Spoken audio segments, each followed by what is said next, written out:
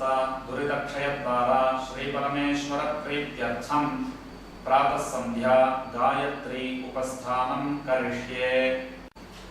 उत्तमे शिखरे जाते भूम्यां पर्वतमूर्धनि ब्राह्मणेभ्योऽभ्यनुज्ञाता गच्छ देवि यथा सुखम्। ॐ मित्रस्य चर्षणी धृतश्रवो देवस्य सानसिं सत्यं चित्रश्रवस्तमम् मित्रो जनान् यातयति प्रजानन् मित्रोदाधार पृथिवीमुदद्याम् मित्रः कृष्टिरनिमिषाभिचष्टे सत्याय हव्यं धृतवद्विधेम प्रसमित्रमर्तो अस्तु प्रयस्वानयस्त आदित्यशिक्षति प्रतेन न हन्यते न जीयते त्वोतो नैनमगुंहो अश्नोत्यन्ति त्वो न दूरात्। संध्यायै नमः, सावित्र्यै नमः, गायत्र्यै नमः, सरस्वत्यै नमः। सर्वाभ्यो देवताभ्यो नमः। तमोकार्षीन् मन्युरकार्षीन् नमो नमः। अभिवादये काश्यप अवत्सार नैध्रुव त्र्यार्षेय प्रवरान्वित काश्यपगोत्रः आपस्तम्भसूत्रः यजुशाखा अध्यायी राधाकृष्ण शर्मा नामाहम् अस्मि भोः।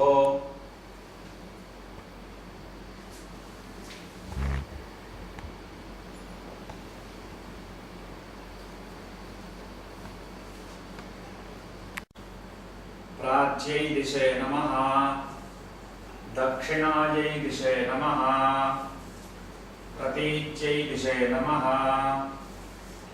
उदीच्यै दिशे नमः, ऊर्ध्वाय नमः, अधराय नमः, अन्तरिक्षाय नमः, भूम्यै नमः, ब्रह्मणे नमः, विष्णवे नमः।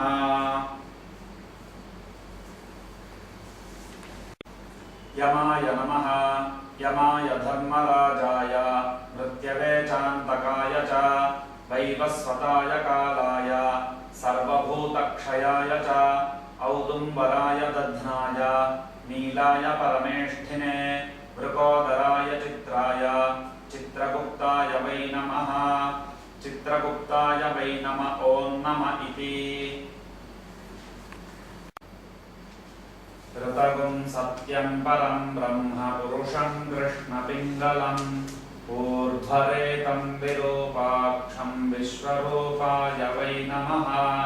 विश्वरूपाय वै नमः। ॐ नमः इति।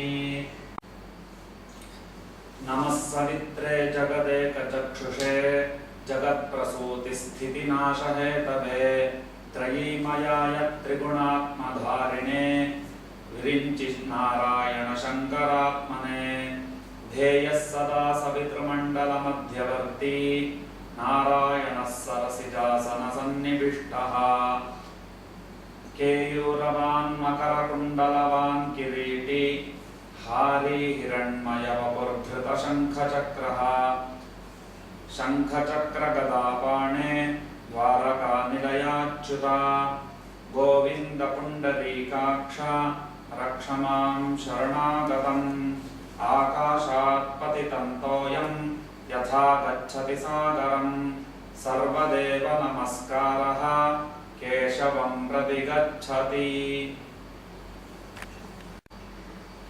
अभिवादये काश्यप अवत्सार नैध्रुव त्र्यार्षेय प्रवरान्वित काश्यपगोत्रः आपस्तम्भसूत्रः यजुशाखा अध्यायी राधाकृष्ण शर्मा नामाहम् अस्मि भोः।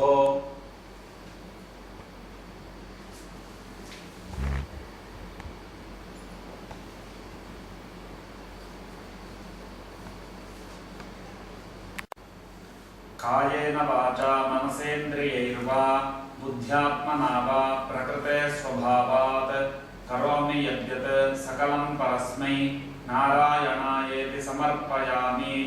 ॐ तत्सत् ब्रह्मार्पणमस्तु।